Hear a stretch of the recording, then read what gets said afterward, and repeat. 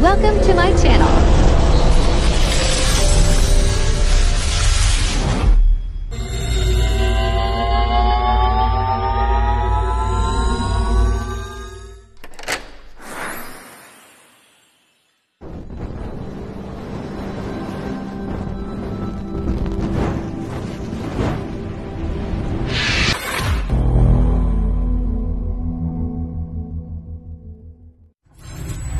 Enjoy watching.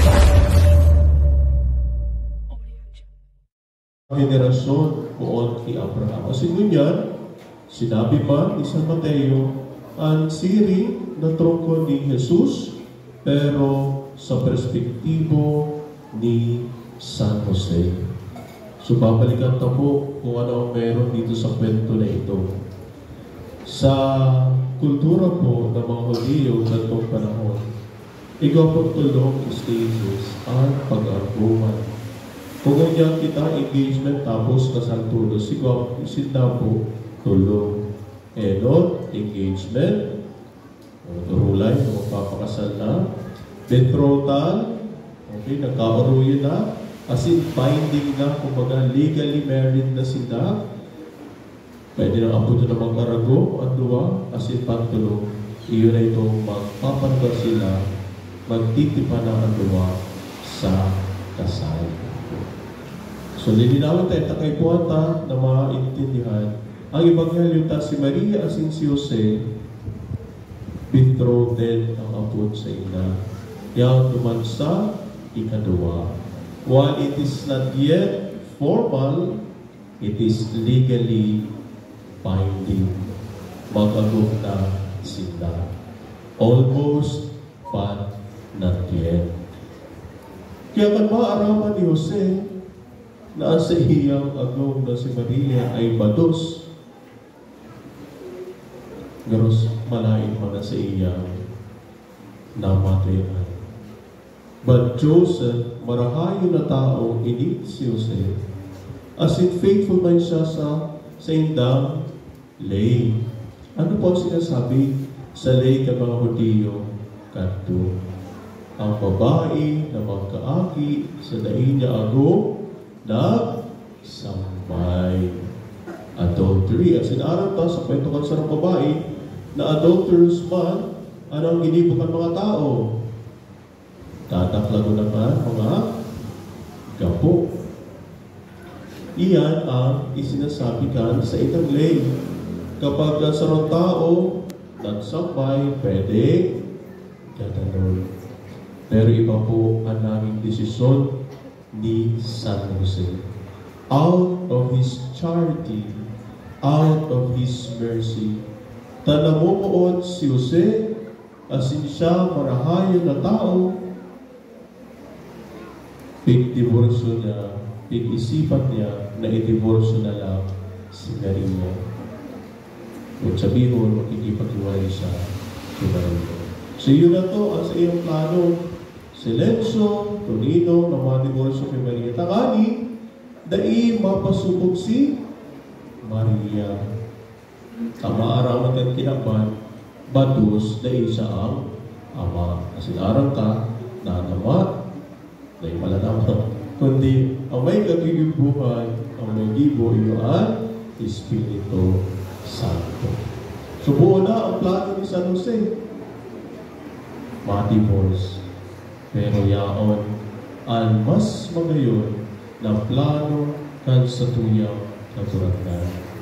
Naglaog ang anghel asin itinarang Jose kay panagos ang sa itang pagpinarabuan. Asin at tamanon si Maria, asin si Jesus.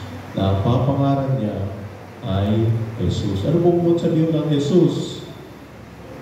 God saves. Ang Diyos na nagliligtas as sinabing instrumento si San Jose sa nakulaon na kwento kan kaligtasan niya ito. Dawa na niya nasasabutan, dawa igwang anggot sa iyong puso. Pero pinili pa rin niya nagdesisyon ang ating mapamarahay ang gabos na sinilamang yan kundi ang aning mauto ang kabutan ng Diyos. Itaman na po kita mga eksperyensya digdi sa kinapa that life is so unfair that we get hungry. Kita man nag-aanggot asin gusto ta na magbalos sa ibang tao. Baka gusto ta magparangudahon. Ang mga tao na nagpagibo ni sala. Baka gusto ta raway. Kulang na lang bang post sa Facebook na may pangarap ng dahilang bawal. Gusto ta ipasubok yung mga makasalan na tao o nanggay. Yung mga nakagibo sa tuya din sala.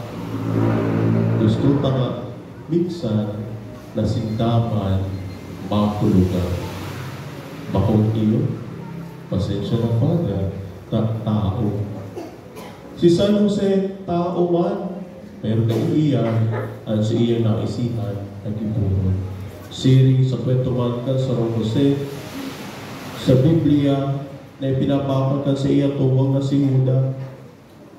Tapos hindi niyo siyang kuripon. Tapos ka magkahirilingan sinda, imbis na magpalos, ini Jose man na ini, parang inipo. Pigtabangan pa sa iya mga tugang na nagbenta sa iya. Dahil nagpalos ni karatan, kundi ginibuhan pa ni karahayan.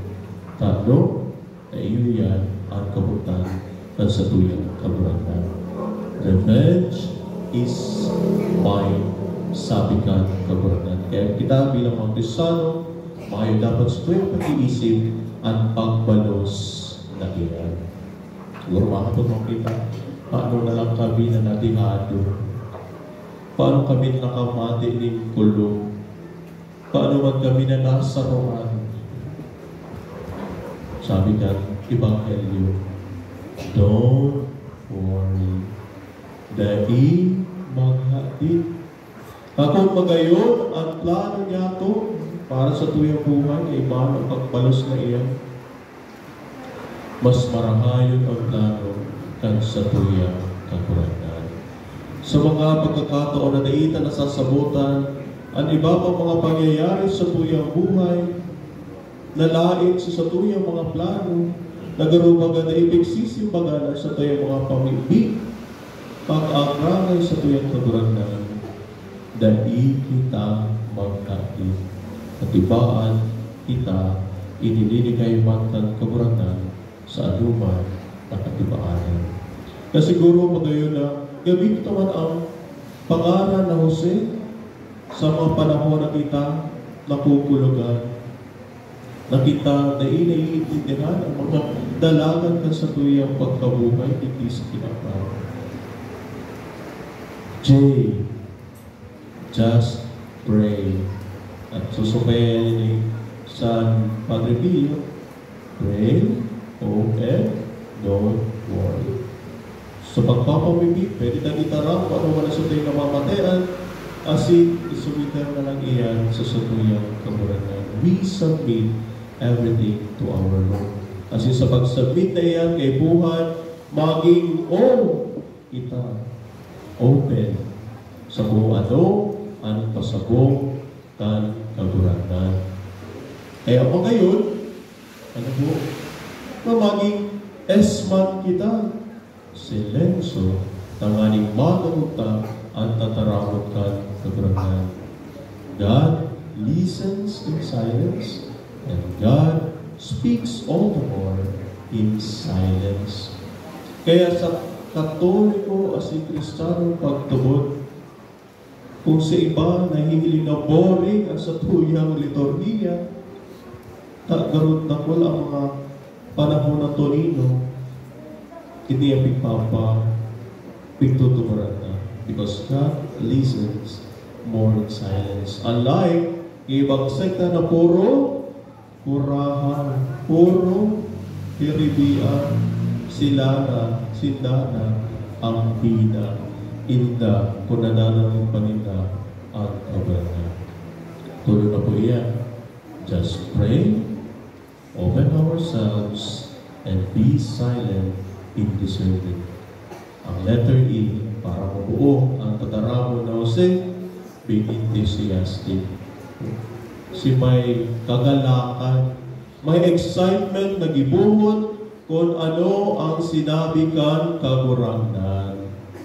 Dahil itong sinabi na, pagpipirit pa kung ano ang gusto, tumatawad pa kay Lord. Lord, baka pwede mo namang ipanalo ang mga silent battles ko. Pero, dapat, ang sa tuwing disposisyon, Lord, tulungan mo kong ipanalo ang mga laban na gusto mo. Tadyan, maugma sa tuyang ang kaguragan. As in diyan masisimbagan at sa tuyang mga kahapitan. That assurance of a God who is providential, a loving and merciful God, na ikita papabayaan kan sa tuyang kaguragan. Siring sa natang trongkor ni Jesus sa nakaaging paggi, tulong 14 generasyon, God was faithful to His people, no matter how sinful they had become. Tapat ang Panginoon, hindi dahil sa mga mabuti o masama nating nagawa, kundi ang Panginoon ay tapat dahil siya ay mabuti. Lugod, iyan ang sa tuyang maginunduman permi sa mga aldaw kasi sirkunstansya. Pagkakataon, nakita man, nariribo ang sinayhahatid, natatakot sa mga bagay na naitaarang kasi maabot. Matindog po sa pagpapangibig